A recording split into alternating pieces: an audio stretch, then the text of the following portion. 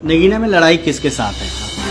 हमारी अपने साथ है। हम अगर जितनी मेहनत करेंगे उतना ही हमारा समर्थन बढ़ता जाएगा। हम क्या आपको वाई सिक्योरिटी मिली, सपा के लोगों से मैं बात कर रहा था, नेताओं के, उन्होंने निशाना साधा। स्वागत है, उनके नेता को छोड़ देना चाहिए। उनके नेता क्या जरूरत, उनका तो इतना बड़ा समर्थन है। और मैं तो फिर कह रहा हूँ, मैंने तो उनसे कल कहा कि भाई मैं नहीं रखना चाहता। मगर मैं ये पूछ रहा हूँ कि अगर एक दलित के बेटे को सुरक्षा मिली है, इससे वो बड़े लंबे कुर्ते वालों की तकलीफ हो रही है, जान के वैल्यू नहीं है क्या? आपकी मित्रता अखिलेश यादव से थी, जयंत चौधरी जी से थी। जयंत चौधरी चले गए वहाँ पे भाजपा के साथ, अखिलेश जी ने गठबंधन नहीं किया आपके साथ, दुख हुआ? उनका क्या मन है ये तो मैं किसी के अंदर तो नहीं घुस सकता। अब उन्होंने साथ में दिया, उनका धन्यवाद। मगर मेरा काम है कि हमें तो आंदोलन को चला के रखना है। अब हम अगर बैठ जाएंगे ये सोच के कोई साथ नहीं दे रहा तो हमारा काम कौन करेगा?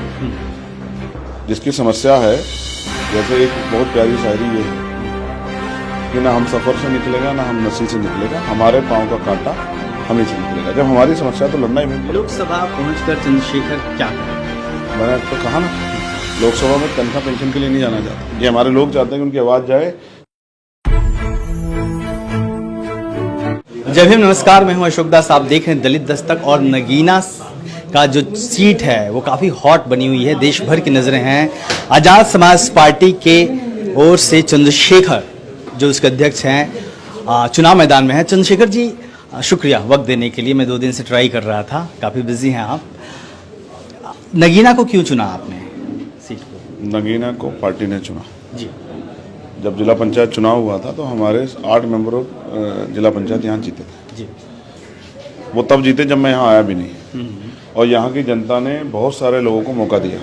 हमने देखा कि माने बहन जी भी पहली बार एमपी यहीं से बनी है टिनैनी जी। और फिर बुरा ये है नगीना के साथ कि लोगों ने यहाँ से ताकत तो अर्जित की लेकिन इनकी मदद कभी नहीं की। पार्टी ने कई सीटों पर प्रस्ताव दिया था जी। और हमें चाहते थे कि भारतीय जनता पार्टी रुके, केंद्र की सत्ता में ना आए, इसके लिए हमें मिलकर चुनाव लड़ना। तो हमने तय किया, क्योंकि जब हम पे गोली चली तो किसी एक सिंगल आदमी ने, चाहे वो किसी पार्टी का नेता हो, किसी भी सदन में हमारे पक्ष में कोई आवाज़ नहीं उठाई। तो हम अपनी आंदोलन की आवाज़ को मजबूत करना चाहते हैं, इसलिए हमने तय किया कि हम एक सीट पर लड़ेंगे। और वो सीट पार्टी ने तय की। हम पे हाजीपुर, लालगंज, आगरा कई विकल्प थे, लेकिन पार्टी ने तय किया कि आप नगीना लड़ेंगे। और 1.5 साल से हम लोगों ने यहाँ तैयारी की। बूथ कमेटियाँ बननी शुरू हुई। आज पूरे लोकसभा क्षेत्र में सभी बूथ, सभी जगह पे हमारी बूथ कमेटियाँ हैं और सभी जगह पे कार्यालय खोल के तेजी से हम अपने काम को आगे बढ़ा रहे हैं। जी।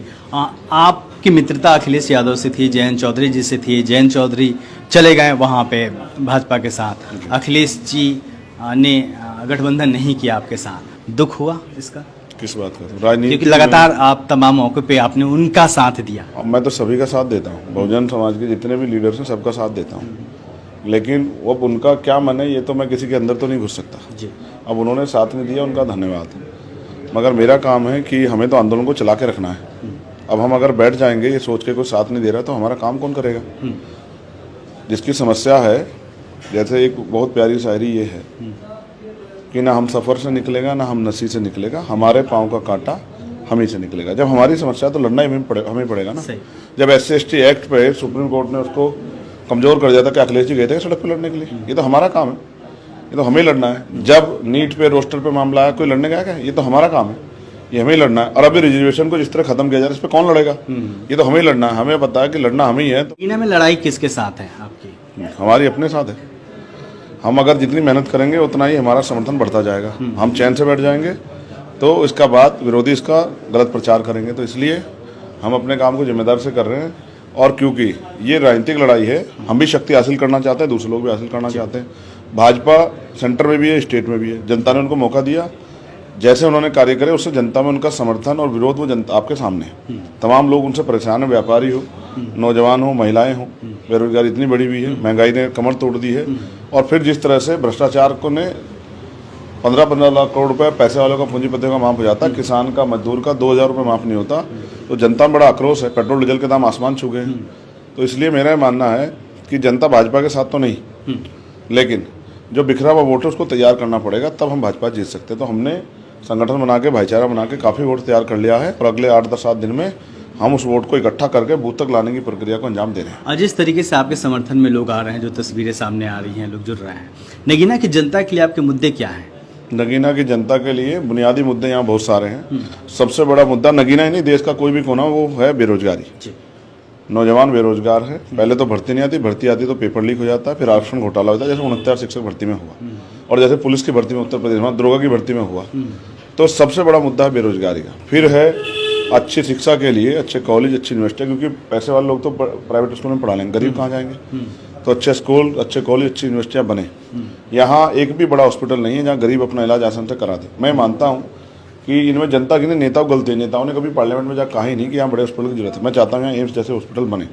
यहाँ बाढ़ की समस्या है, जिससे जनता की फसल को जो है, किसानों को नुकसान होता है। यहाँ खो की समस्या है, लोगों के घर गिर जाते हैं, बह जाते हैं। बहुत सारी बुनियादी समस्या ऐसे। आज भी मैं बहुत सारे मकान कच्चे। मैं एक गाँव में गया, मुझे देख के तकलीफ हुई। आज़ादी के 75 साल बाद 20 मकान उस गाँव में कच्चे हैं। जबकि इतना हिंडोरा पीटा जाता है कि सारे को घर मिल गया। अब मैं कह रहा हूँ 75 साल हो गए, बहुत सारी सरकारें आई, लेकिन कुछ नहीं बदला।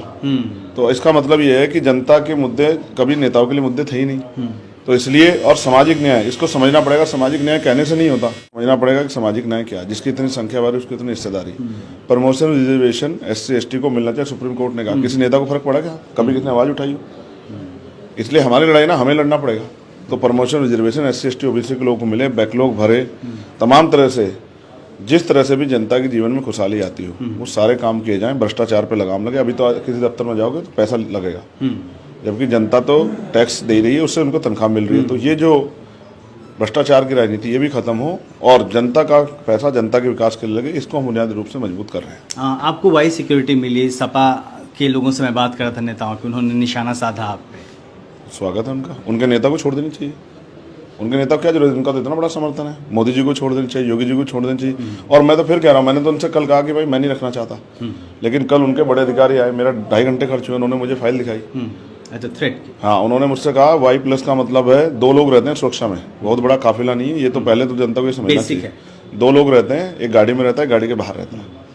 तो उनका कंसर्न ये है कि आपको इमरजेंसी थ्रेट है, आपकी जान को खतरा है। अब अगर आप हमसे कहते हो कि हम छोड़ रहे हैं, कल कुछ हो जाता तो आप इसके जिम्मेदार स्वयं होंगे।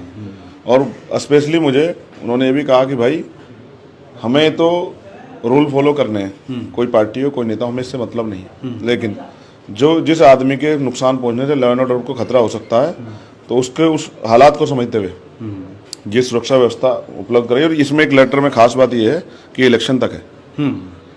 ठीक है, इलेक्शन के बाद जो होगा वो बाद की बात है। उस लेटर में ये लिखा है। मगर मैं ये पूछ रहा हूँ कि अगर एक दलित के बेटे को सुरक्षा मिली है, इससे वो बड़े लंबे कुर्ते वालों की तकलीफ हो रही है? हमारे जान की वैल्यू नहीं है क्या? अभी मुझ पर गोली चली थी, 4 गोली, तो तब उनको समझ नहीं, अगर मैं मर ही जाता तो मेरे लोगों का क्या होता? इतना बड़ा संगठन है हमारा। तो उनको तो एक मुकदमे डर लगता है, हमें नहीं लगता डर। हम पे तो जितनी उम्र नहीं, उससे ज्यादा मुकदमे हैं। 39 मुकदमे चल रहे हैं मेरे ऊपर। हमारी गोरखपुर में बात हुई थी, उस मुकदमों में एक भी मेरा अपना मुकदमा नहीं, सारे जनता की लड़ाई लड़ते हैं जी। ठीक है, अभी आप देखना 69 शिक्षक भर्ती लेके सारे बच्चे यहाँ के हमारी मदद करेंगे। और जिस तरह से हमने काम किया, भाईचारा बना के, सब लोगों में हमारा समर्थन है। आजाद समाज पार्टी ऐसी पार्टी है जिसको हर जाति धर्म का वोट नगीना लोकसभा क्षेत्र में मिल रहा है। गोरखपुर में हमारी बात हुई थी, आप वहाँ रोड शो कर रहे थे, 2-3 साल का वक्त हो गया।